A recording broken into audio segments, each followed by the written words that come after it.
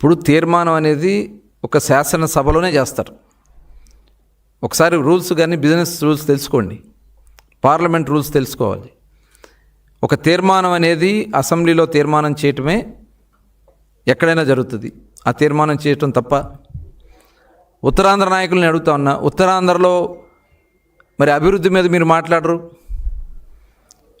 ఇవాళ అమరావతి 5 సంవత్సరాలు 3 రాజధానుల పేర్లు చెప్పినటువంటి జగన్మోహన్ రెడ్డి 900 కోట్ల రూపాయలతో ప్యాలెస్ కట్టుకున్నాడు తప్ప ఉత్తరాంధ్రకి వీసవంతమైన ఏమైనా చేశాడా? ఇవాళ ఇవన్నీ కూడా ప్రశ్నించకుండా ఇవాళ అమరావతి గురించి మాట్లాడే అర్హత ఈ వైఎస్ఆర్ పార్టీ నాయకులకు లేదని చెప్పి కూడా ఈ సందర్భంగా తెలియజేస్తూ ఉన్నాం.